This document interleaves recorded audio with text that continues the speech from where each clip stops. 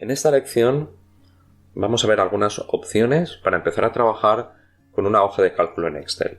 Veremos cómo desplazarnos por la hoja de cálculo y cómo hacer selecciones parciales. La hoja de cálculo de Excel, al fin y al cabo, es una gran tabla formada por filas y columnas. En cada cruce de una fila con una columna aparece una casilla que se denomina celda. Cada fila y cada columna tiene un nombre. Los nombres de las filas se pueden ver en el borde izquierdo de la hoja y consisten en un número, y los nombres de las columnas aparecen en el borde superior de la hoja. Están formados por una o más letras. Además, todas las celdas de la hoja de cálculo tienen un nombre o referencia que se forma uniendo el nombre de su columna y de su fila. Así, algunos nombres de celdas serían A1, o B3 o C5. Es en las celdas donde se introducen todos los datos con los que queremos trabajar. La celda en la que se introducirá la información que se teclee se denomina celda activa.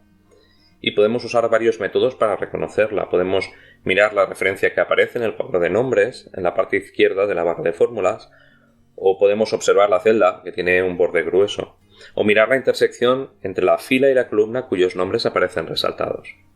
Siguiendo cualquiera de estos métodos podemos identificar la celda activa, y para introducir un dato en ella bastaría con teclearlo y pulsar la tecla Intro. Para seleccionar una celda como activa podemos hacerlo con las teclas del cursor de teclado, aquellas que tienen dibujadas una flecha, o mucho más sencillo simplemente dando un clic con el ratón. Es habitual en Excel trabajar con rangos o conjunto de celdas. Esto nos va a ahorrar tiempo y esfuerzo a la hora de trabajar con las celdas. Pues bien, hay dos tipos de rangos, los rangos continuos de celdas y los rangos discontinuos. Para seleccionar rangos continuos de celdas podemos hacerlo de manera sencilla con el ratón o también podemos hacerlo con el teclado. Si deseamos seleccionar con el teclado debemos de seguir los siguientes pasos. Seleccionamos la celda que ocupa uno de los extremos del rango a seleccionar. Pulsamos y mantenemos pulsada la tecla mayúscula. Y ahora utilizaremos las teclas del cursor del teclado, aquellas que tienen dibujada la flecha, para ir seleccionando las demás celdas que van a componer nuestro rango. Y finalmente soltamos la tecla mayús. Para hacer esta selección con el ratón bastaría con seleccionar la celda que va a ocupar uno de los extremos del rango, por ejemplo la celda superior izquierda, mantener pulsado el botón del ratón y ahora desplazar el ratón hasta seleccionar todas aquellas que se desee incluir en el rango. Finalmente soltaremos el botón del ratón. Todos los rangos también tienen un nombre o una referencia. Estas referencias se van a utilizar sobre todo a la hora de trabajar con las celdas, a la hora de hacer fórmulas o trabajar con las funciones, como veremos más adelante.